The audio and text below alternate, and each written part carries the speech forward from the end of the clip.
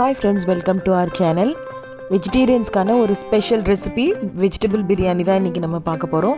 நான் என்னோடய ஸ்டைலில் எப்படி வெஜிடபிள் பிரியாணி செய்கிறேன்னு உங்ககிட்ட நான் ஷேர் பண்ணிக்க போகிறேன். வாங்க இப்போ வீடியோக்குள்ளே போகலாம்.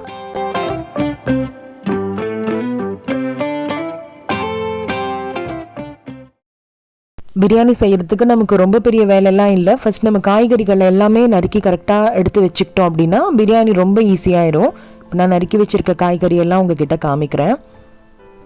வெங்காயம் 3 வெங்காயம் பெரிய வெங்காயம் எடுத்திருக்கேன்.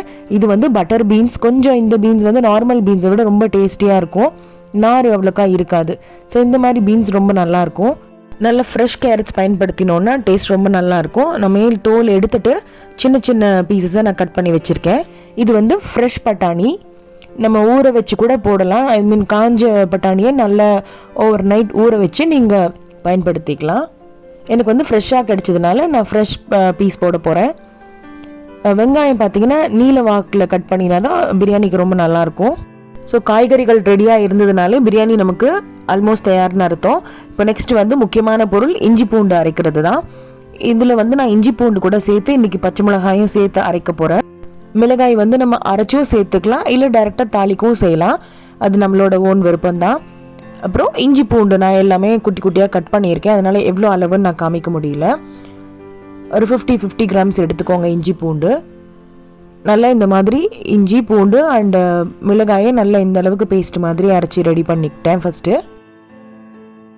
அடுத்து பார்த்தீங்கன்னா முந்திரி பருப்பு ஒரு 10க்குள்ளே நீங்கள் எடுத்து ஊற வச்சுக்கோங்க.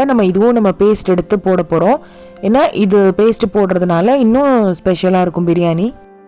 அடுத்து நம்ம மசாலா ஐட்டம் ஒரு 10 கிட்டத்தட்ட ஏலக்காய் எடுத்திருக்கேன். கிராம்பு ஒரு 4-5, அப்புறம் பட்டை 2 பீஸ் தான் எடுத்திருக்கேன்.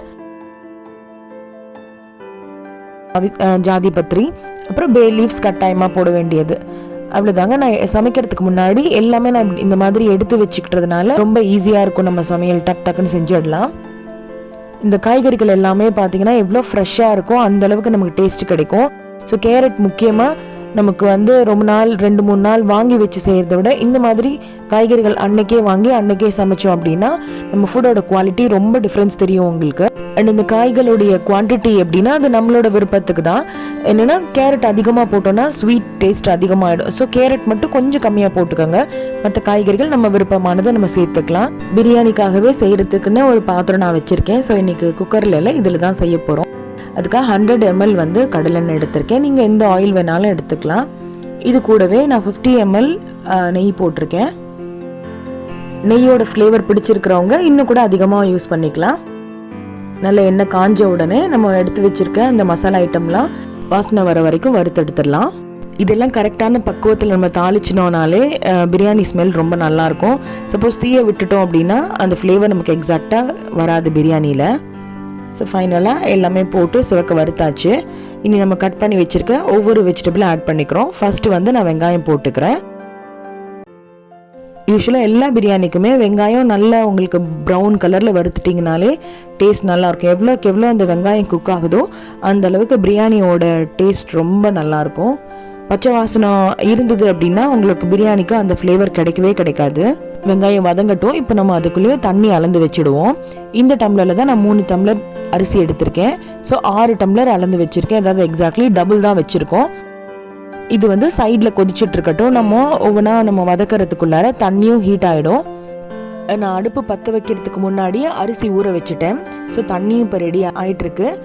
நம்ம சைட் பை சைட் நம்ம எல்லா காய்கறியும் போட்டுடலாம். ஃபர்ஸ்ட் இஞ்சி பூண்டு. வெங்காயம் நல்ல ப்ரௌன் ஆன பிறகு இஞ்சி பூண்டு. நான் 3 டம்ளர் அரிசி கிட்டத்தட்ட 1/2 kgக்கு மேலே அரிசி இருக்கிறதுனால 3 டேபிள் ஸ்பூன் அளவு இஞ்சி பூண்டு விழுது போடுறேன். நான்வெஜ் பிரியாணியாக இருந்தாலும் வெஜிடபிள் பிரியாணியாக இருந்தாலும் நம்ம இஞ்சி பூண்டு எவ்வளோ வேணாலும் போடலாம். ஸோ இஞ்சி பூண்டில் தான் அந்த பிரியாணியோட டேஸ்ட்டே நல்லாயிருக்கும். வெங்காயம் எப்படி வதங்குச்சோ அதே மாதிரி இஞ்சி பூண்டு பச்சை வாசனை கம்ப்ளீட்டாக போகிற அளவுக்கு நம்ம வதக்கி விடணும். ஸோ அதுக்கப்புறம் நான் இப்போ 2 தக்காளி பழம் ஆட் பண்ணியிருக்கேன். வெஜிடபிள் பிரியாணிக்கு அவ்வளோ புளிப்பு தேவையில்லை. 2 தக்காளி பழம் மட்டும் நான் போட்டிருக்கேன். ஸோ நல்லா இதையும் வதக்கி விட்டுடலாம். தக்காளி அதிகமாக போட்டோன்னா அதோட ஃப்ளேவர் ரொம்ப டாமினண்ட்டாக இருக்கும். பார்த்தீங்கன்னா தக்காளி சாதம் மாதிரி ஆகிடும். ஸோ அதனால் கம்மியாக போட்டுக்கோங்க. இப்போது நல்ல ஃப்ளேவர்ஃபுல்லாக இருக்கிறதுக்காக ஃப்ரெஷ் மின்ட் லீவ்ஸ் போடுறேன். புதினா ஒரு கைப்பிடியும், கொத்தமல்லி தலை நல்லா ஃபைனாக சாப் பண்ணியிருக்கேன். பிரியாணி ஃப்ளேவரோட கம்ப்ளீஷனுக்கு முக்கியமானது புதினா. ஸோ மின்ட் வந்து பார்த்தீங்கன்னா நல்லா ஃப்ரெஷ்ஷாக எடுத்துக்கோங்க. புதினாவும் அந்த கொத்தமல்லி தழையை போடும்போது தான் அதோட ஃப்ளேவர் கம்ப்ளீட் ஆகும். ஸோ இதையும் லைட்டாக வதக்கி விட்டுக்கோங்க. இப்போ காய்கள் ஒன்றுனா நம்ம ஆட் பண்ணிக்கலாம். நான் எடுத்துகிற பட்டாணி வந்து வேக வைக்காதது, பட் ஆனால் ஃப்ரெஷ்ன்றதுனால சீக்கிரம் வெந்துடும். ஸோ நான் டைரெக்டாக அப்படியே ஆட் பண்ணிக்கிட்டேன். அப்புறமா கேரட்டு, பீன்ஸ் இன்னும் குட்டியாக வேணாலும் கட் பண்ணிக்கலாம். அது உங்களோட விருப்பம் எவ்வளோ நீளத்துக்கு வெட்டணுங்கிறது. காய்கறிகள்லாம் ரொம்ப சீக்கிரமாகவே வெந்துடும். நம்ம இதுக்கு தேவையான உப்பு போடும்போதே சீக்கிரம் வெந்துடும். ஸோ தனியாக நம்ம வேக வச்சு போடணும்னு அவசியம் இல்லை. ரொம்ப குக் ஆகிட்டாலும் நல்லா இருக்காது சாப்பிடும்போது. நம்ம ஏற்கனவே ஊற வச்சுருக்க முந்திரி பருப்பை இப்போ பேஸ்ட்டாக எடுத்திருக்கேன். இது பார்த்திங்கன்னா பிரியாணியோட டேஸ்ட் வந்து இன்னும் கூட கொஞ்சம் கிராண்டாக்கி தரும். முந்திரி பருப்பு நல்லா ஊறி இருக்கிறதுனால நமக்கு ஈஸியாக கிரைண்ட் ஆகிடும் கம்ப்ளீட்டாக.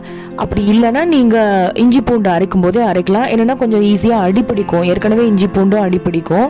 ஸோ அந்த ரீசனுக்காக தான் நான் முந்திரி பருப்பை தனியாக பேஸ்ட் எடுத்து ஊற்றிருக்கேன். 2 நிமிஷம் இந்த காய்கள்லாம் நல்லா வதங்கின பிறகு காரத்துக்காக நம்ம வீட்டில் அரைச்சிருக்க மிளகாய் பொடி வந்து 1 ஸ்பூன் போட்டிருக்கேன். அது உங்கள் காரத்துக்கு தகுந்தது போட்டுக்கோங்க.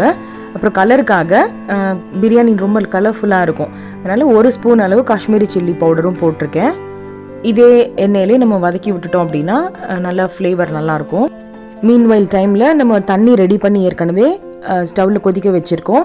ஸோ இந்த மாதிரி பண்ணும்போது நமக்கு மேக்கிங் டைம் கொஞ்சம் சீக்கிரமாக ஆகிடும். இல்லைனா நீங்கள் தண்ணி அளந்து ஊற்றி இனிமேல் ஊற்றி கொஞ்சம் டைம் ஆகும் இல்லைங்களா. ஸோ ஈஸி ப்ராசஸ்க்காக நான் இந்த மாதிரி, எல்லா டைமும் கிடையாது, நமக்கு எப்போயாவது சீக்கிரம் வேணும்னா நான் இந்த மாதிரி ஆல்ரெடி தண்ணியை மட்டும் ரெடி பண்ணி வச்சுடுவேன்.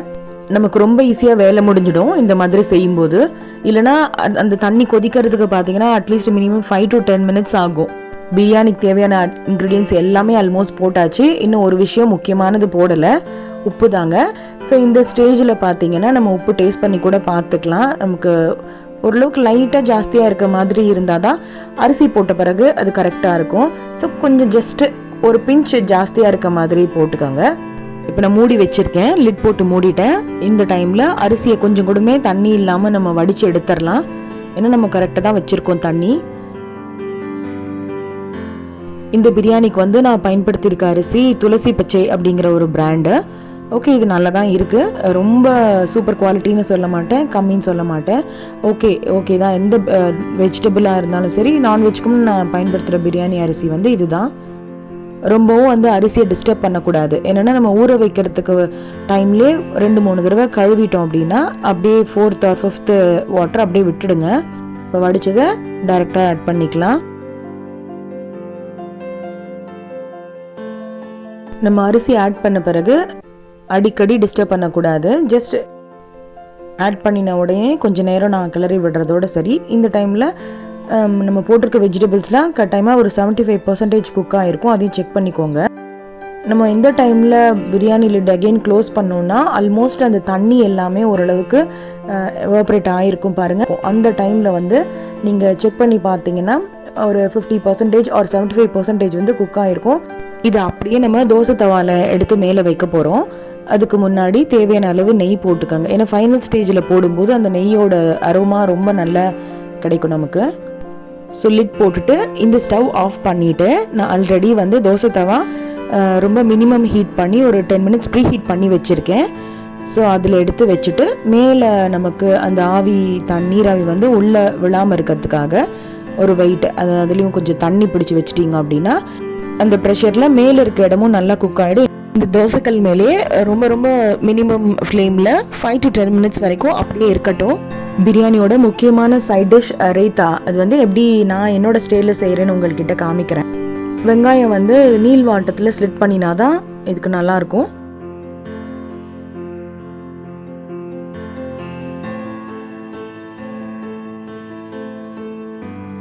நம்ம விரல்லையே இப்படி க்ரஷ் பண்ணி போட்டோம் அப்படின்னா உதிரி உதிரியாக வந்துடும். ஃபஸ்ட்டு வெங்காயம், எல்லா வெங்காயத்தையும் இந்த மாதிரி கையிலே உதிரி பண்ணி வச்சுடுங்க. இப்போ தேவையான அளவு உப்பு 1 ஸ்பூன் அளவு போட்டிருக்கேன். இப்போது கிட்டத்தட்ட அதே அளவு சர்க்கரையும் ஆட் பண்ணுங்க. இப்போ நான் செய்கிற ப்ரொசீஜர் ஒரு தடவை செஞ்சு பாருங்கள். நீங்கள் எப்போவுமே இதே மாதிரி தான் செய்வீங்க, அவ்வளோ டேஸ்ட்டாக இருக்கும். நம்ம போட்டிருக்க உப்பு சர்க்கரை பார்த்தீங்கன்னா அந்த வெங்காயத்தை ரொம்ப சாஃப்ட் பண்ணும். ஸோ ஒரு 5 minutes நீங்கள் மூடி போட்டு வச்சுடுங்க. இந்த பச்சடிக்கு போடுறதுக்கு நான் கொஞ்சமாக தேங்காய் எடுத்திருக்கேன். பாருங்கள், இந்த அளவு தான் எடுத்திருக்கேன். இதை வந்து ரொம்ப ஃபைன் பேஸ்ட்டாக அரைக்காமல் நல்ல குறைன்னு மிக்ஸி ஜாரில் பிளெண்ட் பண்ணி எடுத்துக்கோங்க. பாருங்கள், ஃபைன் பேஸ்ட்டாலாம் இல்லை, ஓரளவு குறைன்னு தான் அரைச்சிருக்கேன். இந்த மாதிரி இருந்தால் தான் ரொம்ப டேஸ்ட்டாக நம்ம சாப்பிடும்போது இது க்ரன்ச்சியாக நல்லா தெரியும். இப்போது நம்ம எடுத்து வச்சுருக்க அந்த வெங்காயம் பாருங்களேன், ரொம்ப சாஃப்டாயிரும். அதில் தண்ணி வந்திருக்கும். ஸோ அந்த வெங்காயத்தில் இருந்த எக்ஸ்ட்ரா வாட்டர் எல்லாமே வெளியில் வந்திருக்கும். அதை நம்ம வடிச்சிடலாம். ஏன்னா ஒரு சிலருக்கு தயிர் வெங்காயம் சாப்பிட்டா உடனே சளி பிடிக்கும்னு சொல்லுவாங்க. ஸோ அந்த ப்ராப்ளமே இருக்காது. இந்த தண்ணியெல்லாம் வடிச்சிடுங்க. நான் போடும்போதே உப்பு கொஞ்சம் தூக்கலாக போட்டிருக்கேன். நீங்கள் தயிர் ஆட் பண்ண பிறகு கூட நம்ம உப்பு செக் பண்ணி பார்த்துக்கலாம். இந்த டைமில் நம்ம எடுத்து வச்சுருக்க அந்த தேங்காய் பேஸ்ட்டு போட்டுக்கோங்க. இதில் தேங்காய் போட்டிருக்கோம் அப்படிங்கிறது யாராலும் கண்டுபிடிக்கவே முடியாது. இன்னொன்று, நமக்கு தயிர் கெட்டியாக இல்லாமல் இருந்தால் கூட இந்த தேங்காய் போட்டுக்கிறதுனால கொஞ்சம் திக்காக இருக்கும். நீங்கள் ஒரு முறை இந்த மாதிரி ரைத்தா செஞ்சு பாருங்கள். நீங்கள் செலக்ட் பண்ணுற தயிர் ரொம்பவும் புளிக்காமல் இருந்ததுன்னா இன்னும் சூப்பராக இருக்கும்.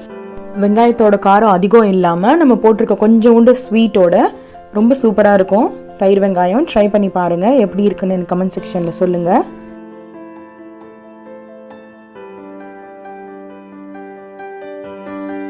இப்போ வாங்க வெஜிடபிள் பிரியாணி எப்படி ரெடியாக இருக்குன்னு பார்க்கலாம். இந்த குக்கிங் ப்ராசஸ் எப்படி செஞ்சேன் அப்படின்னா, சிம்மில் அடுப்பை வச்சுட்டு தோசைக்கல்ல 10 மினிட்ஸ் வந்து எரிஞ்சிட்டு இருந்தது. ஸோ அதுக்கப்புறம் ஆஃப் பண்ணிவிட்டு 20 மினிட்ஸ் ரெஸ்டிங் டைம் விட்டுட்டேன். ஸோ இப்போ எடுத்துட்டு எகெயின் மேலே ஒரு ஸ்பூன் அந்த ரா ஃப்ளேவரோட நல்லாயிருக்கும் நெய்யோட ஸ்மெல். இப்போ நீங்கள் உடச்சி விடுங்க. ஸோ இன்னும் கூட 20ன்றது ஒரு 30 மினிட்ஸ் வரைக்குமே ரெஸ்டிங் டைம் விட்டோம் அப்படின்னா அந்த ரைஸ் நல்லா செட்டில் ஆகிருக்கும். இதோட தண்ணி அளவு பார்த்தீங்கன்னா ஈக்குவல் தான் நம்ம கொடுத்துருக்கோம். ஏன்னா இந்த அரிசி நல்ல பழைய அரிசின்றதுனால எனக்கு ஈக்குவல் ப்ரப்போர்ஷன், டபுள் ப்ரப்போர்ஷன் 1:2 வந்து ஊற்றிருக்கேன். பாருங்கள், இந்த அளவுக்கு நல்லா உதிரியாக கிடச்சிருக்கு எனக்கு அரிசி. சப்போஸ் உங்களோட அரிசியோட குவாலிட்டியை பொறுத்து நீங்கள் வாட்டர் வந்து அட்ஜஸ்ட் பண்ணி வச்சுக்கோங்க. நல்லாவே உதிரியாக ரொம்ப ஃப்ளேவர்ஃபுல்லாக இருக்குது. ஸோ அழகான ஒரு சூப்பரான வெஜிடபிள் பிரியாணி ரெடி ஆகிடுச்சு. நீங்கள் ட்ரை பண்ணி பார்த்துட்டு எப்படி இருந்தது எனக்கு கமெண்ட் செக்ஷனில் சொல்லுங்கள். இந்த வீடியோ பிடிச்சிருந்தது அப்படின்னா ப்ளீஸ் லைக் பண்ணுங்கள், உங்கள் ஃப்ரெண்ட்ஸ் அண்ட் ஃபேமிலிக்கு ஷேர் பண்ணுங்கள், அண்ட் முக்கியமாக சப்ஸ்கிரைப் பண்ணிக்கோங்க.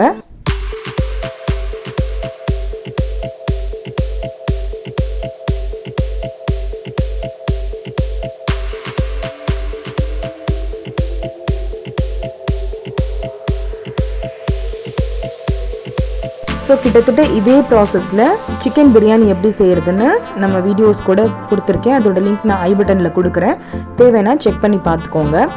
அண்ட் சில ரெசிபீஸோட லிங்க்ஸ் வந்து டிஸ்கிரிப்ஷன் பாக்ஸ்லேயும் கொடுத்துருக்கேன், செக் பண்ணி பார்த்துக்கோங்க. இன்னுமே இன்ட்ரெஸ்டிங்கான ஸ்பெஷல் ரெசிபீஸோடு நான் நெக்ஸ்ட்டு வீடியோ ப்ரெசென்ட் பண்ணுறேன்.